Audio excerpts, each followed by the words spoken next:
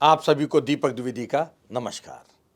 Blitz India के इस खास खबर में आज हम आपको यूनाइटेड नेशंस के उस ऑब्जर्वेशंस के बारे में बताएंगे जिसने भारत की डिजिटल व्यवस्था को सराहा है और इस चीज़ को कहा है कि डिजिटल क्रांति से भारत में गरीबी घटी है। यूनाइटेड नेशंस ने कहा है कि भारत ने अपनी डिजिटल क्रांति से देश में गरीबी घटाई है। भारत में विकास का बाजार बहुत ही जोरों पर चल रहा है। प्रधानमंत्री नरेंद्र मोदी ने भारत में ही नहीं सारी दुनिया में इस बात का आह्वान किया है कि अब आम आदमी के विकास की बात कागजों पर नहीं होगी। असली विकास को आम आदमी के घर तक पहुंचाना होगा और विकास की परिभाषा को जमीन पर हकीकत और असलियत में ही उतारना पड़ेगा।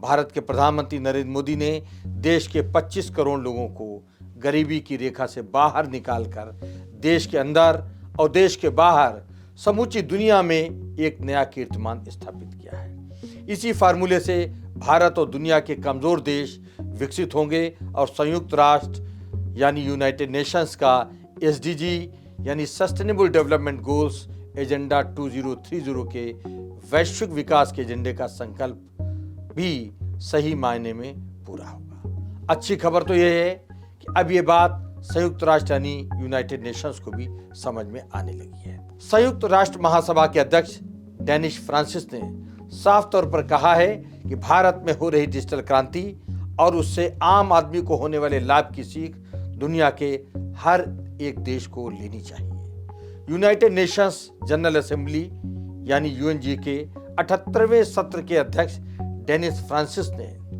पीटीआई न्यूज एजेंसी को न्यूयॉर्क में दिए गए एक इंटरव्यू में प्रमुखता से कहा है, जब से मैं भारत से लौटा हूं और जब भी मैं भारत के बारे में मन में सोचता हूं तो मुझे अतुल्य भारत की याद आती है। अतुल्य भारत ने मेरे मन और मस्तिष्क में गहरी छाप छोड़ी है। आपकी जानकारी में रहना चाहिए कि यूनाइटेड नेशंस जनरल असेंबली के अध्यक्ष डेनिस फ्रांसिस ने 22 से 26 जनवरी तक भारत की आधिकारिक यात्रा की थी। अपनी इस यात्रा के दौरान डेनिस फ्रांसिस ने विदेश मंत्री एस जयशंकर के साथ भी व्यापक विचार विमर्श किया था।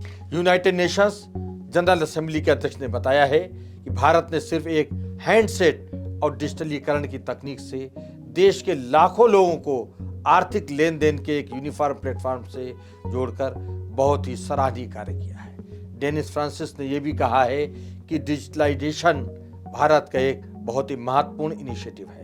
डिजिटलाइजेशन से लागत कम होती है और आर्थिक सेवाएं ज़्यादा बेहतर तरीके से और सस्ते दरों पर काम करती हैं। उन्होंने भारत के प्रयासों की तारीफ करते हुए कहा है कि भारत में डिजिटलाइजेशन का लाभ हर एक वर्ग को मिल रहा है। खास तौर पर महिलाओं को घर पर रहकर ही व्यापार और बैंक दोनों के साथ कामकाज को बढ़ाने का एक अच्छा मौका मिल रहा है। यूएनजी अध्यक्ष ने कहा है कि वो भारत के बुनियादी ढांचे के विकास के लिए किए जा रहे निवेश से बहुत ही प्रभावित हुए हैं। उन्होंने कहा है कि बुनियादी ढांचे के विकास से देश की अर्थव्यवस्था बढ़ती है और उसका समग्र विकास होता है और इससे नौकरियों की मांग भी बढ़ती है।